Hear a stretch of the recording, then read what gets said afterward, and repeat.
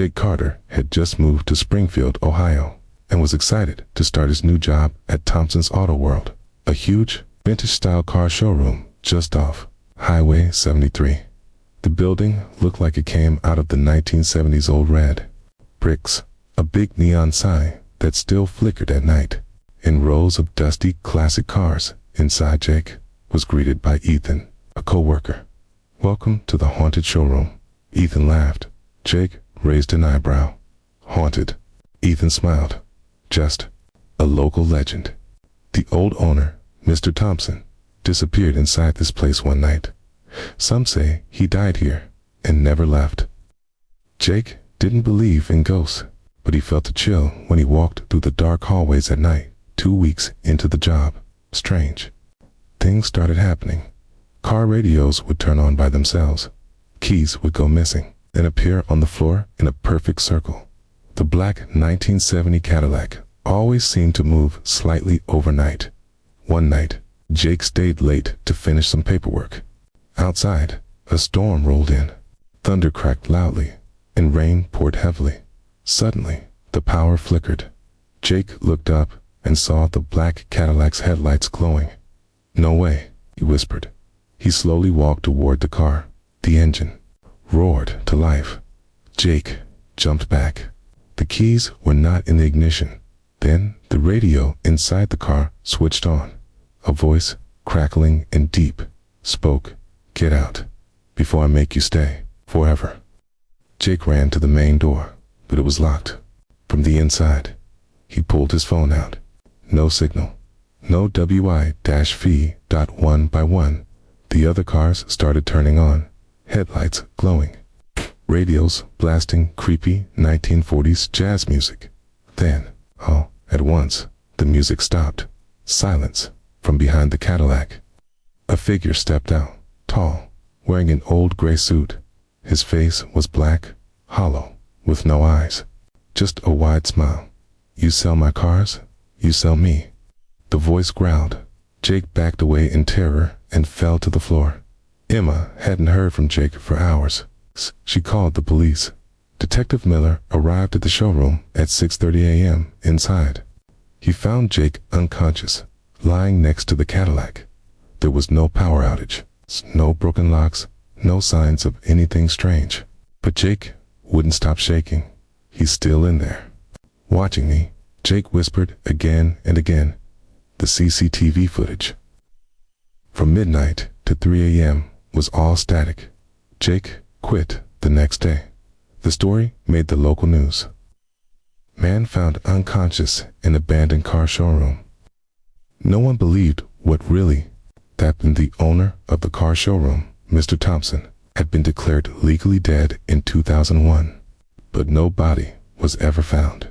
A few weeks later, Ethan, the co-worker, also went missing after visiting the showroom alone. Locals began to avoid Thompson's Auto World. Some teens tried to break in for fun. One of them came out screaming, saying a car chased him inside the building. The business shut down permanently. 1 year later, Emma decided to go back. She couldn't stop dreaming about Jake's terrified face. She found the old building still standing. The Cadillac was still inside, dusty, waiting. As she approached the car, the headlights turned on. She heard the same voice Jake had described. "I like her, ... She's brave." The engine started. Emma reached for her phone, but it melted in her hand like wax. She tried to scream, but no sound came out. The doors locked. Today, Thompson's Auto World is surrounded by fences, warning signs, and no trespassing boards. But sometimes, on rainy nights, drivers on the highway say they see a tall man in a suit with no face, a black Cadillac driving itself through the showroom glass, a girl's voice screaming faintly from inside. The cars wait for the next person, the next soul to join the showroom. 6 months after Emma disappeared, a strange email was sent to Detective Miller. No name, no subject, just a file titled Cadillac_inside_footage.mov. He hesitated. Then clicked. The video showed Emma inside the showroom, walking toward the Cadillac. The camera shook, then went static. Suddenly, a single frame flashed Emma's face, mouth wide open in terror, eyes black. The screen turned to text. She's not trapped. She's part of us now. Miller dropped his coffee. His hands trembled. No way. This is fake. But when he tried to forward the file, it vanished. Just like Jake's phone signaled that night. Detective Miller wasn't a believer in ghosts. But now he had 2 missing people and no answers. One stormy night, just like before, he returned to Thompson's Auto World alone. He unlocked the rusted front door. The air inside was freezing. Every window was fogged over. The black Cadillac sat silently in the center of the room. He stepped forward. The lights turned on by themselves. All at once, the car radios began playing the same whisper. You shouldn't have come alone. He pulled his gun. Show yourself. The room grew darker. Miller turned to leave. Tilled behind him. Jake stood in the hallway, pale, blank-eyed, smiling. We told you not to come, Jake said in a flat voice. Miller backed away. Jake, are you okay? There is no Jake anymore. Lead drivers. Suddenly, Miller was pulled into the Cadillac by invisible hands. The doors slammed shut. The engine roared. The next morning, a local jogger passed the showroom and found the front door wide open. Inside, all the lights were off, but on the front desk was a police badge and a note written in blood. The cars are hungry. We feed them. You're next. The media said Detective Miller had gone rogue and disappeared. No investigation followed, but that night, the black Cadillac was seen driving on its own down Highway 73. No license plate, no driver, just Emma staring through the backseat window, silently mouthing one word: help. Locals now call it the Devil's Dealership. No one goes near it.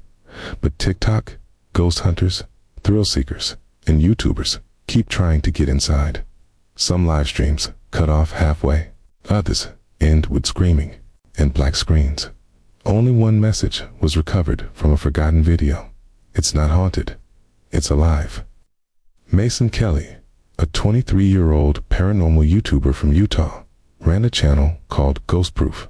He specialized in haunted places across America. One night, a video caught his eye. A shaky cell phone recording posted anonymously showed a black Cadillac driving alone on Highway 73, just outside Springfield, Ohio. In the back seat, a pale woman stared out. Her lips moved silently. Help. Mason paused the video. Zoom in. No driver, he whispered. And that woman, that's Emma Davis. He quickly packed his gear, cameras, night vision, voice recorder.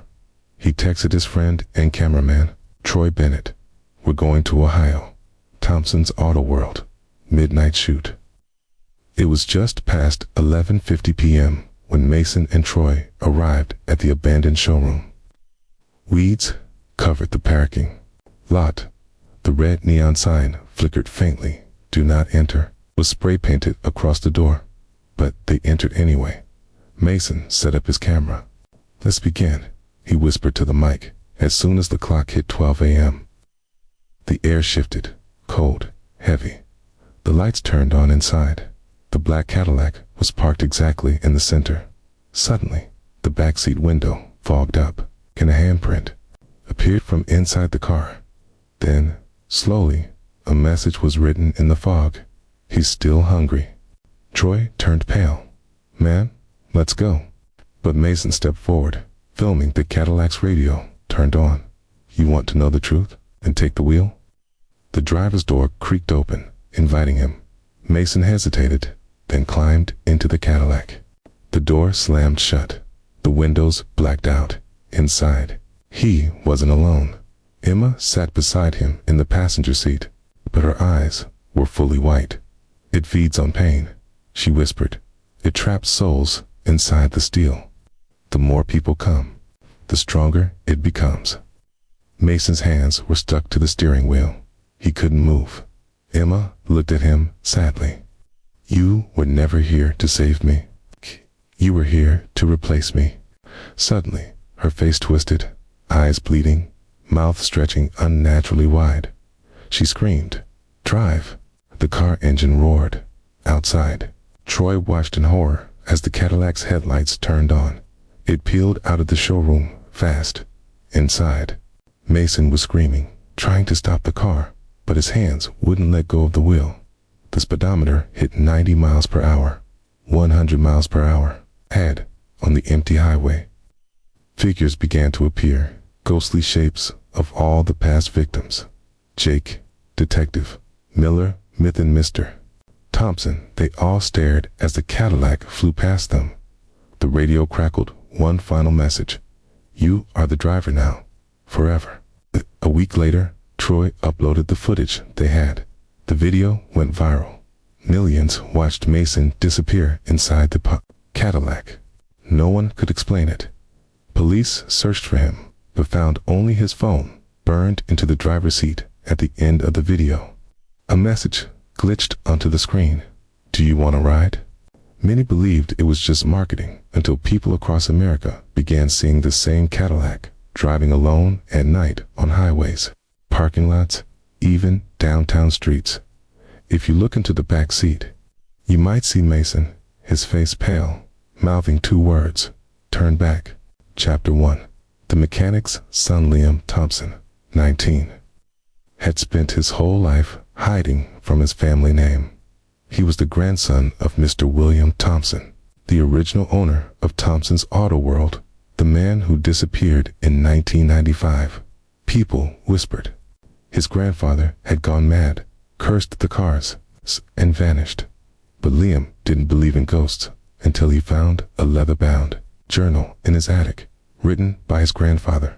The last page read, "I opened the door to the other garage, the place where the cars don't die, ... and neither do we. The Cadillac is the key. But once you enter, you must drive your soul back out, or be part of the steel forever." Liam knew what he had to do.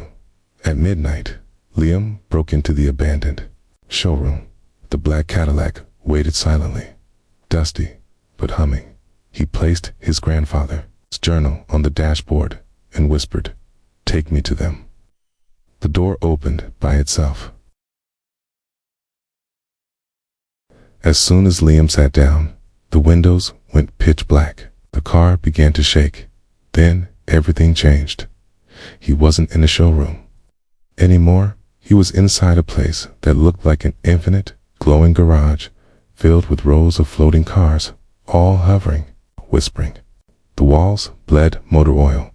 The ceiling was endless, and souls were trapped inside the cars. Some screamed. Some just stared blankly through windshields. He walked past a red Mustang and saw Jake, frozen in the passenger seat. Past a cop car, Detective Miller, gripping the wheel, teeth shattered from screaming. Finally, he found the black Cadillac, with Emma in the back seat. Emma. Liam banged on the glass. Her head turned slowly. Her eyes were still human. "Liam, you shouldn't have come here," Key cried, opening the door. It was stuck. "Where are we?" Key asked. "This is the garage beyond. The place the curse built." Mr. Thompson didn't disappear. He opened a doorway and got trapped. This world runs on pain and fear. Every time someone dies in the showroom, their soul gets added. Suddenly, a deep, rumbling voice echoed through the garage. "Thompsons, do not return. You opened the door. Now, you are part of the engine." From the shadows stepped a tall figure, the original Mr. Thompson. But he was no longer human. His face was twisted, made of chrome and fire.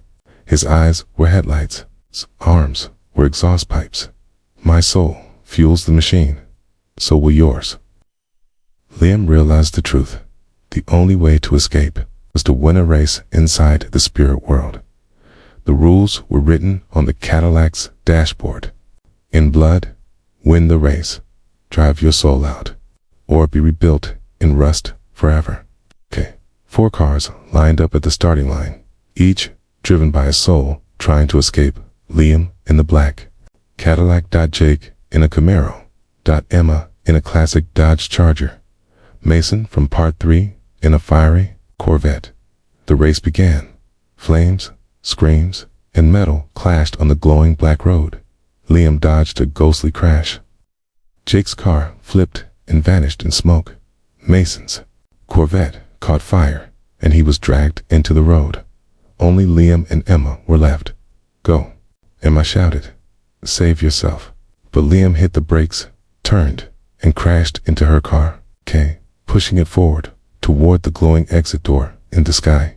As her car crossed the finish line, a huge scream shattered the air. Emma vanished in a flash of white light. Liam woke up inside the abandoned Cadillac, alone. It was morning. Emma was lying outside the car, breathing, live. She was back, but Liam's left hand was now metal. In his mind, he heard a faint voice. "Part of the engine. Part of us now, ... He had saved her, but the curse had marked him. Emma escaped. She left Springfield forever, but Liam stayed behind. Now, the new silent keeper of the showroom, the black Cadillac, still waits inside. And sometimes, on stormy nights, you can hear the sound of an engine idling, even when the keys are gone. Because once you race your soul, ... you never leave unchanged. After Emma was saved, Liam became quiet, different, cold. He kept the car showroom locked, but every night he sat inside the black Cadillac, alone, whispering. People noticed something strange. Whenever Liam walked past, streetlights flickered, dogs barked at him, mirrors cracked when he looked into them. He started dreaming of steel teeth, burning roads, and souls trapped in engines. One night, he looked at his hand. His fingers were turning into spark plugs, his veins wires. His reflection blinked, even when he deed in single quotes to New York, trying to forget. But the dreams came back. In every nightmare, she saw the showroom doors creak open, the black Cadillac rolling toward her, Liam inside, but his face was gone, just a steering wheel and eyes made of headlights. He whispered, "You left me there. Now I drive you." She screamed awake every night, until one evening, she heard an engine outside her apartment window, and a whisper, "Vroom." She looked down. The black Cadillac was parked below. Even though it had no license plate, it had her name scratched into the hood. Back in Ohio, something even worse was happening. Every highway had a new urban legend. If you drive after 2 a.m. and see an old black Cadillac behind you, don't stop. If you hear your own voice come from your car radio, don't answer. And if your check engine light flashes red 3 times in a row, it's already too late. People began disappearing from their cars mid-drive. Rescue teams would find their vehicles crashed, airbags deployed, but the driver's seat always empty. Just one thing left inside, a note written in oil. "I've joined the drive." A month later, a state trooper stopped a black Cadillac driving alone. No plates. He approached the window inside. A voice whispered from the car radio, "Would you like to test drive eternity?" The trooper laughed. Then the car's doors opened by themselves. The engine roared, and the car sucked him in like smoke through a vent. The dash cam recorded his last scream. "IT's alive." It's not a car. It's a mouth. 1 year later, Thompson's Auto World quietly reopened. No workers, no ads. But somehow, it always had one car on display, a black Cadillac. Visitors say sometimes they see Emma working there, smiling faintly. Liam behind the glass, polishing the hood. But if you go in after dark and sit inside the Cadillac, the door may lock, the radio may whisper, and if you look into the mirror, you may not see yourself. You'll see all the drivers who came before you, screaming inside the rear view. The engine starts, and the road beneath you begins to glow red. because there's no escape from the showroom. Once you sit in the driver's seat, you drive forever, but you go nowhere. It was a sunny Monday afternoon. Lena had just moved into a new neighborhood and needed a car. Kyle, her landlord's son, recommended a place outside town. There's this small used car lot, hasn't been open in years. But the guy who runs it, Mr. Grayson's, sometimes opens it for one-day deals, he said. Alina laughed. That sounds shady. Kyle shrugged. Maybe, but people say he sells cars cheap, real cheap. Next day, Elena followed directions to the lot. She arrived at a rusty gate, faded sign above it. Showroom No. 13, one owner cars, low mileage, perfect memory. Inside were just 4 cars, clean but old. Mr. Grayson appeared tall, pale skin, black suit, and no expression, looking for something reliable. He showed her a black 1999 Lincoln Town car, old but beautiful, perfect seats, smooth interior. This car, he said, has only ever had one driver. Is she selling it? Elena asked. Mr. Grayson smiled. She's no longer driving. Elena bought the car. No paperwork, no ID needed. She asked about the price. It costs nothing, he replied. Only care for it, feed it attention. She thought it was a weird joke. Driving home, the radio turned on by itself. Old music played, something from the 1950s. I'm driving home to you. Through the wind and blue. She tried changing it. Nothing worked. That night, her neighbor said something strange. Hey, didn't that same car belong to the lady who disappeared 2 years ago? Elena's smile faded. What lady? The neighbor just walked away that night. Lena sat inside the car just to test the lights. She heard a soft whisper in the back seat. You were sitting in her spot. She turned sharply. Nobody was there. The next morning, Kyle noticed deep scratches near the back window. They looked like fingernail marks inside the glove box. She found a photo. It was a picture of a woman sitting in the same car, smiling. The back, Lydia, April 2019, my last drive. That night, Alina woke up to car headlights shining into her bedroom window. She peeked out. Her car had turned on by itself, and someone was sitting in the back seat. She ran outside, heart racing, but when she opened the door, no one was there. It's just a strong smell of old perfume and the radio singing. Take another ride. Trade another soul. She turned the car off, again and again. But every night after that, turned on at 2:13 a.m., Alina decided to return. The car. She drove back to the showroom. No, 13. But the gate was gone. Only an empty field remained. No cars, no office. No office now. Mr. Grayson, she screamed into the night. Where are you? Take this car back. Her car engine roared. Suddenly, seat belts tightened around her wrists. The doors locked themselves. The gear shifted to drive. A voice came from the radio. You test drive? You don't return. The car drove itself straight into the woods.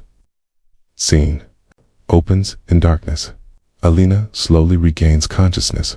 She is no longer in the woods.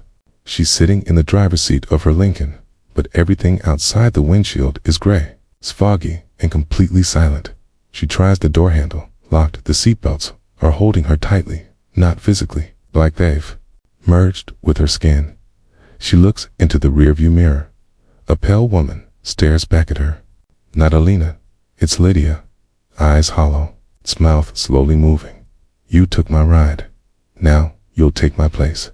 The radio hisses. The song restarts. Trade another soul. Drive it nice and slow. Alina screams. The world outside begins moving. Slowly, like a road made of shadows, appears in the fog. She's now driving, but she's not in control.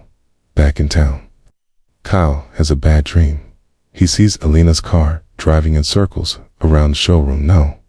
13, except in his dream. The dealership is glowing red. buried halfway underground. The next morning, he drives to the empty field again.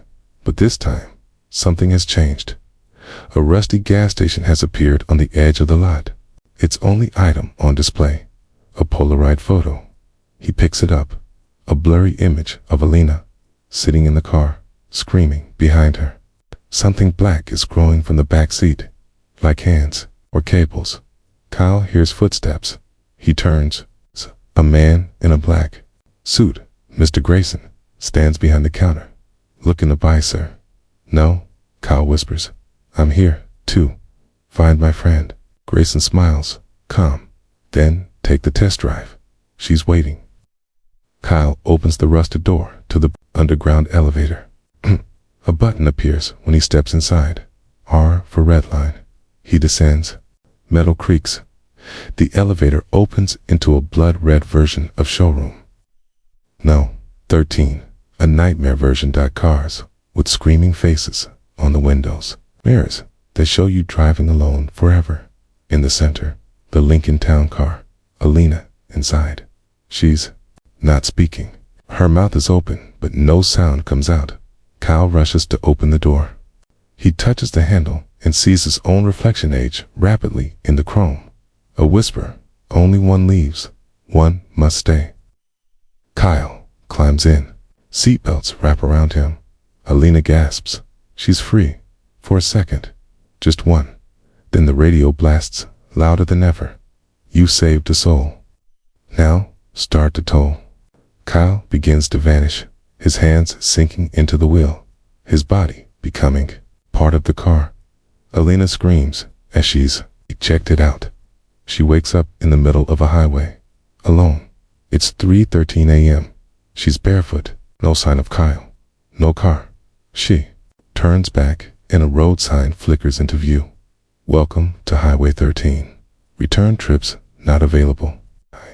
She sees dozens of cars now on the side of the road. It's all empty, but still running in each driver's seat. Eyes staring out. Still alive, still trapped. Weeks later, new listing appears on Craigslist. 1999 Lincoln Town car, $13. Only one owner, a college student in another state. Clicks it. Looks clean. Key, texts his friend. Picking it up tonight. Below the photo, a line appears for a second, then vanishes. The showroom doesn't close. It waits. Some roads are built for driving. Others are built for feeding.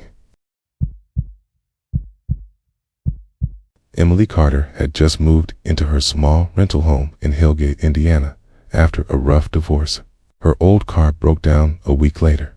She needed a cheap, used car. One evening, her neighbor, Mrs. Langley, pointed toward the hills. "Go to the Briggs lot," she said, "but never choose a car from lot 17. Emily raised an eyebrow. "Why?" Mrs. Langley simply looked down. "Some things are better left." Parked. The next morning, Emily visited Briggs' used cars. Rows of cars lined the lot. Tyler Briggs, a cheerful man with kind eyes, greeted her with a smile. "Looking for something affordable?" "Yes," Emily replied, "but reliable, too." Tyler nodded and showed her a few cars. Then something caught her eye. Far in the back, a small silver sedan under a dusty tarp. A wooden sign next to it read, "Lot 17, do not show, do not sell." Emily was drawn to it. "What's that one?" she asked. Smile faded. "That one's not for sale." "Why?" "It just isn't." But something about the car called her. It's the way it reflected light, the perfect paint, the faint shape of something watching her from inside. "I'll take it," she said. Tyler hesitated, then whispered, "If you hear the seatbelts move at night, or the radio plays by itself, park it and walk away." Emily laughed nervously, thinking it was a joke. He sold it to her for $1. That night, Emily sat inside her new car. It smelled oddly fresh. The radio turned on, but no sound came from the speakers. Instead, a soft whisper came through. "You brought me home." She jumped. The radio turned off. The seatbelt pulled across her waist, slowly, by itself. She got out quickly and ran into her house. In the window reflection behind her, she saw something still sitting in the driver's seat. The next day, she opened the glove box. Inside was an old photo. 3 people stood in front of the same silver car. One was smiling. The second was crying. The third had no face. Just a blur. On the back, it said, Lot 17 sold, returned, taken. At night, she dreamed of driving endlessly in the dark. And someone whispering from the back seat, don't look in the mirror. She did, and saw herself, but not herself. Eyes pitch black, skin pale, smiling unnaturally. She woke up screaming. Now the car would start itself at night. Every time she looked, the seat belt was fastened like someone invisible was sitting there. She tried to sell the car. No one would buy it. Mechanics wouldn't touch it. Even Tyler Briggs was gone. The lot was empty when she drove back, but someone left a note on her windshield. Lot 17 never lets go. You chose it. It chose you. Later, she recorded the radio static, played it in reverse. It said, you are the next driver. Buckle up, Emily. Decided to drive the car far into the woods and leave it. At 3:17 a.m., she reached an abandoned road. She got out, tossed the keys, and walked away. Suddenly, the headlights turned on. Doors opened. Music played. 1 more mile. Tim Aker. Mine. Something stepped out of the shadows and got into the car.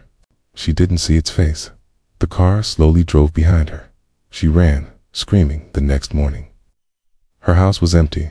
Only her silver car sat in the driveway, spotless, waiting. Mrs. Langley walked by and whispered to herself, another one gone. Lot 17 feeds again. Later, a young man knocked on the door of the Briggs lot. Hi, I saw a listing online. A silver sedan. $1. A voice from the shadows replied, it's waiting in lot 17. 1 week after Emily vanished, her house was listed as available for immediate rent. Her things were gone, even her clothes, photos, and dishes. Only one thing remained in the garage, the silver sedan. But now, the license plate had changed from IN 87312 L17 gone inside the car. The radio still played that same song, but distorted, like it was underwater. Drive, ... deeper, ... People in the neighborhood started reporting strange things. The car engine revving at night, seeing someone inside, always in the rearview mirror. Seatbelts tightening, if anyone sat in it. The town's mailman saw the trunk open on its own one morning, and inside was a mirror. But instead of his reflection, he saw Emily. She whispered, he's in the seat now. I'm in the back. You're next. He never delivered mail again. One foggy night, Tyler Briggs returned to the lot. He had been missing for 12 days. He walked straight to lot 17, barefoot, eyes wide open, whispering nonsense. He stood by the car and spoke. They asked me to keep her covered, but I got greedy, sold her. Now I'm marked. He looked at the passenger seat. Forgive me. Then, without warning, he opened the driver's door. Hand disappeared. Literally, one blink, and he was gone. Only the seatbelt retracted slowly, like someone had just sat down again. 3 nights later, an ad appeared online, on a deep, hidden car sales website. For sale, collector's model, $1, silver, 4-door sedan. Soft interior, never needs gas. Already knows your name. Last owner didn't complain. Available for pickup after 3:17 a.m. Someone clicked the ad, typed, can I test drive it? The reply came in seconds. It's already on the way. Check your driveway. The man walked outside. The silver car was parked in front of his house. Keys in the ignition. His belt already pulled across the driver's seat, like it was waiting. He smiled. thinking it was a prank. But across the street, Mrs. Langley closed her curtains and whispered, "Another driver, another meal." Jordan couldn't remember how long he'd been driving. Every road led back to the same street. Every sign pointed to nowhere, and every reflection in the mirror showed someone new sitting behind him. Sometimes Emily, sometimes Tyler Briggs, sometimes it's just a pair of eyes. He tried jumping out of the moving car, but the doors wouldn't open. He tried crashing it into a tree. The car turned safely on its own. It had full control. The radio clicked on again. This time, no song, just a voice, a familiar one. Final destination reached. Return to showroom. Suddenly, Jordan's hands moved without his control. He turned the wheel and saw, in the distance, the red neon glow of Briggs' used cars. Only now it looked different. Lot was abandoned. Rotten cars stacked like bones. The sign flickered, but only the letters LOT 1-7 were lit. As Jordan pulled in, fog swallowed the world behind him. The car drove itself into the old, broken-down showroom, its tires echoing on concrete. The overhead lights flicked on, one by one, buzzing like flies. Then he saw it, Emily Carter, standing near the center of the lot, pale, still, her eyes empty. She spoke without moving her lips. "You shouldn't have accepted the route." Behind her stood dozens of others, old owners, lost drivers, souls taken by Lot 17. One by one, they turned toward Jordan. All of them repeated in whispers, "Drive, drive, drive, drive." The car door opened. Jordan tried to run, but the seatbelt whipped around his throat, yanked and yanked him back inside. The engine roared louder than ever before. Jordan's face was frozen in terror, his mouth wide, trying to scream. But the car didn't move forward. It reversed, straight into a dark tunnel that opened in the back wall of the showroom. A tunnel that hadn't been there before. A tunnel made of glass, bone, and memory. The moment the car entered it, the entire showroom collapsed. Behind him, lights burst. Metal screamed. Lot 17 was gone. A week later, a man walking his dog found a strange photo lying in the grass near the woods. He picked it up. It showed 4 people standing beside a silver car, one smiling, one crying, one faceless, one screaming from inside the car. On the back, it said, "Another returned. There's room for one more." And as the man stared at the photo, he heard the distant sound of an engine starting behind him. You don't drive Lot 17. It drives you forever.